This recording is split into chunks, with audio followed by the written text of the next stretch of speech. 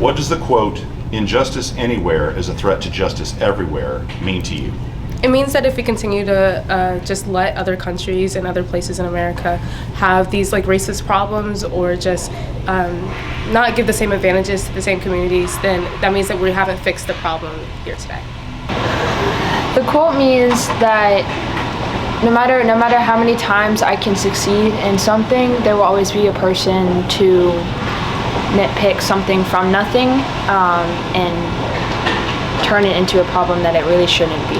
But that only means that I can fight so much more. I think it's like, how can we as humans consider ourselves like just and fair people if somebody who is a human is facing injustice by another human?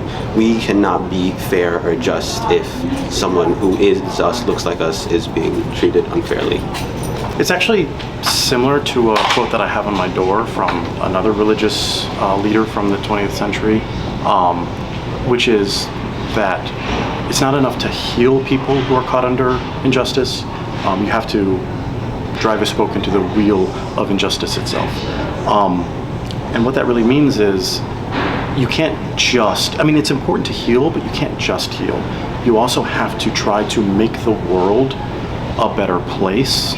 And I think that's a really important aspect of what the quote means and what Dr. King's ministry meant, which was, yes, healing is an important part, but part of the healing has to be about doing what you can to make your world better for every generation beyond it. So to me, this quote means that if you ignore problems that may not be happening to you at the time because you think that it doesn't affect you, eventually these problems will continue to grow and will end up affecting you, and then you'll regret the times that you didn't speak up because now the problem is too big for you to just stop with just your voice.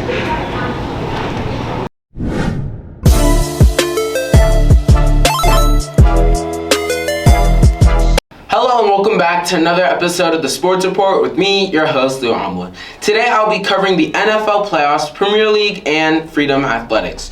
So to get started in the NFL, I was 100% correct about the Ravens game against the Bengals. The Ravens lost 24-17, and it all came down to one play. If the Ravens had Lamar Jackson 100% healthy, they would have easily won this game. But he wasn't healthy and they lost. We're now in the divisional round of the playoffs. Tomorrow the Jaguars are playing the Chiefs at 4 and the Giants are taking on the Eagles at 8. And on Sunday the Bengals play the Bills at 3 and finally the Cowboys take on the 49ers at 6. Both the Cowboys and the 49ers are very talented on defense, so it'll really come down to the quarterback play. I think it will be a close game, but I have the Cowboys winning. Moving on to the Premier League, my games of the weekend are Liverpool versus Chelsea tomorrow at 7:30 and Arsenal versus Manchester United Sunday at 11. Both Liverpool and Chelsea have a point to prove. Liverpool is in 9th place while Chelsea is in 10th place. While in the Arsenal versus Manchester United game, Manchester United had a great game against Manchester City last weekend, winning 2-1, so I think they'll be able to neutralize and tie with Arsenal this weekend. Now in Freedom Athletics, last Friday our boys played a pretty exciting game against Champ in basketball. I really thought we had won the game when we went up by 1 with 9 seconds left in the game, but the refs had a really bad call, basically losing us the game because they gave Champ 2 free throws. But it doesn't matter because February 3rd, Champ comes here for a rematch. In events this weekend, tonight both our varsity basketball teams play Osborne. Tip-off for both games is at 7. Tomorrow, wrestling has duels and invitationals.